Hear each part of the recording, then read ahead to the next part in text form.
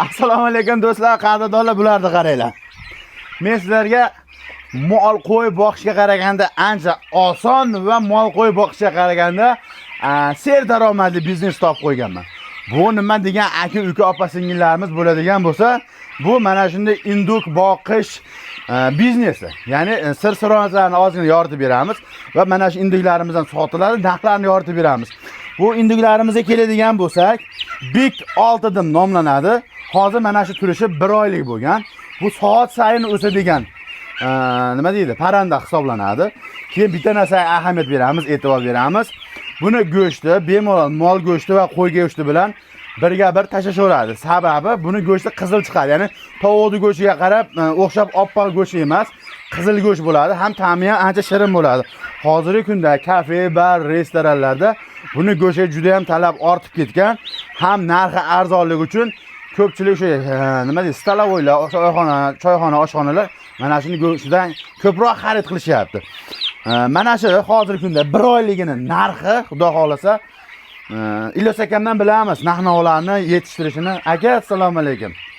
Qanchamayapsizlarmi? Xudo xolasa, farmonga baraka bersin. Rahmat. Qarang, bitta narxini aytmasdan oldin. Mana shu biznes qilmoqchi bo'lgan aka-ukalarimiz yoki opa-singillarimiz bo'lsa, buni mashaqqati bormi yo'q? Misol mol qo'yga baqqanga o'xshayga qaraganda osonmi yoki qiyinroqmi? Molga qaraganda mehnati oson. Oson. Ya'ni qarang. Misol qilib aytaylik, davlat ishlaydi, ya'ni tashkilotlarda ishlaydigan akamiz yoki opamiz bo'lsa ham bemalol mana shu biznesni qilsa bo'laveradi. Ertalab doni bilan suvini bersa, boshqa mehnati yo'q. Don suviga qarab tursa bo'ldi. Tushunadi. Men kamerani cho'qib olaman deyapti. Hozir bu 1 oyligi. 1 oyligi. 1 kilodan yuqori ekan go'shti. O'shanaqa.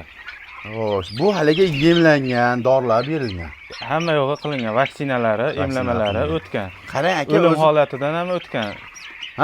O'lmaydi. O'lmaydi. Tashqarida bemalol baqsa bo'laveradi. Yashab ketaveradi. Tushunali. Xo'sh, yana nima demoqchi edik? Yana qanday savollar? Akalar, ukalar, do'stlar, qadrdonlar. Xudo xolasa bu vaksinalar qilingan, umuman o'lmaydi. Keyin nima mahsulot yeydi? Bu o't yeydimi yoki don yeydimi? O'zimizda makka, bug'doy, oddiy donlar bilan boqsa bo'laveradi olgandan keyin. Go'sht olishi yaxshi. Qarang.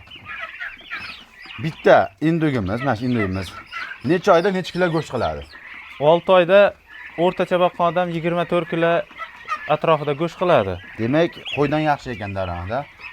Qo'y bilan bir xil desa, qo'y bilan bir xil desa bo'laveradi. 1 kilo go'sht puliga yarimta qo'y degani. Tushunadi. Masalan, hozir qo'y go'shti 150 ming, 160 ming, 170 ming shunaqa sotilyapti. Buni go'shti necha sotilyapti hozirgi kunda?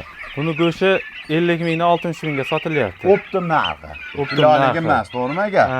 Optim narxi. Ya'ni kafe restoranlar buni optim olishyapti. Bir ikkita olganda, misol 500 kilo, 600 kilo yoki 1 tonna olishyapti. Xolodilnikka bosib qo'yib ishlatishyapti. Agar 20 kilo, 30 kilo olaman yoki 10 kilo, 5 kilo olamansa, narx qo'shilib qolishi mumkin, to'g'rimi aka? To'ppa-to'g'ri. Xo'sh, mana shu induklarimiz necha oyda shu 30 kilo, 25 kiloli bo'ladi? Yana boqsa 5 oyda bo'ladi. 5 oyda bo'ladi. Daromad qancha endi? Misol 1 kunlik yem rasxodini hisoblaganmisiz? 1 kunlik yem rasxodi o'zi tayyorlab yegizsa, katta bo'lgan paytdagisi 4200 so'mga ketadi 1 kunlik. 1 kunlik. Xullas bitta savol bering, qarang. Bu misol 0 dan boshlab 6 oy darirgacha necha pullik yem yeydi? 450 ming, 500 minglik yem yeydi. 500 ming so'mlik yem yeydi. 500 ming so'mlik yem yesa, misol 24 kilo, 25 kilo desak ham, bitta kalkulyatorga tashlaylik aka.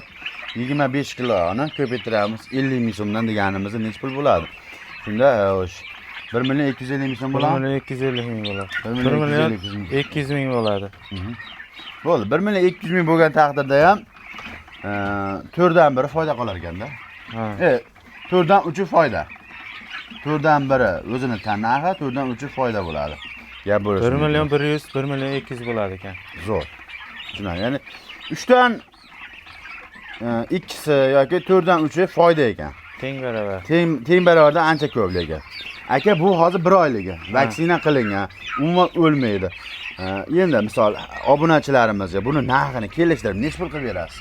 Optim olganga 150. Ha. Ulgurji olib sotaman deganlarga. O'zi boya aytgan, misol videoga olmasdan oldin aytdik. Yon atrofingizda sheriklar 170 sotyapti. Ha, maydalab sotishyapti.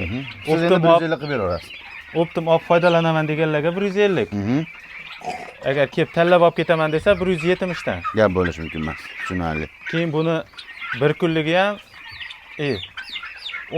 20 kunligi ham, 1 oyligi ham, 40 kunligi ham, keyin katta tayyor go'sht olaman deganlarga ham bor. Maşallah. Shu 20 kunligi necha pul? 20 kunligi 125 ming so'm. Ha, 1 oyligi 150 ming so'm. Ha, 40 kunligi necha pul? 170 ming, 180 ming so'm. Tushunarli, gap bo'lishi mumkin emas. Men hozir bir dona indugimiz yuradi. Shunga misol qilib keltiramiz. O, mol bilan tashlashyapti akalar. Xudo xolasa, bu indugimiz necha oylik bo'ldi aka? Bu indugimiz 3 oylik bo'ldi. 3 oylik. 10 kilodan ko'p qanaqasi, to'g'rimi? Ha. Kilogramm vazni. Endi semirishga kelib qoldi bu. Mana. Induk ko'ringlar. Bu hozir o'sha dondun yeb katta bo'lgan. Ha. Bu oddiy makka bilan bug'doy yegan holati bu. Tushunarli. Gap bo'lishi mumkin emas. Bu boshqacha sort. Bronza. Bronza deydi. Lekin ikkalasi bir xil. Ha. Gap bo'lishi mumkin emas. Mana. Qadrdonlar, xuddi mana shunaqa bo'lib ketadi. Go'sht qattiq yo boshqa narsa emas, misol qo'y go'shtga o'xshagan. Go'shti oqsillarga boy, nimasi yaxshi, kaloriyasi. Tushunarli. Parhez taom. Bitta aytaylik. Farg'ona viloyati Bag'dod tuman. Tushunarli. Pastda qo'ng'iroq uchun nomeringizni qoldiramiz. Aloqaga chiqsa, Bo'ladi. biz nomimizdan chiqqanlar yana ozgina skidga bonus Skidka qilib beramiz. Biz ham xursand bo'laylik, xalqimiz ham xursand bo'lsin. Keyin boqish texnologiyasi, misol mana shu hunarda yoki biznesda endi qilaman degan aka-ukalarimiz bo'lsa, boqish texnologiyalarini ham o'rgatib qo'ying aka. O'rgatamiz. Sizdan foyda bo'lsin, savob bo'lsin. U aka-ukalarimiz yana keyinchalik ham sizdan oladigan bo'lsin. Bo'ldi, To'g'rimi? o'rgatamiz. Do'stlar, qanday bu videoga chiroyli bittadan like bosib qo'yinglar aka-ukalar. Sizlar uchun foydali, manfaatli videolar chiqarishga harakat qilyapmiz. Qo'ldan kelgancha nima deydi? Bizni mehnatimizga baho bergan tarzda bo'lib, chiroyli like bosib, kommentariyaga omad deb yozib qo'ysalaring ham biz juda ham boshimiz osmonga yetadi. O'zimiz ustimizda ishlashga ancha motivatsiya bo'ladi. Yurtimiz tinch bo'lsin, osmonimiz sof bo'lsin. Eng sen daromadli bizneslarni ko'rsatyapmiz. Faqat like bosib qo'ysalaring bo'ldi.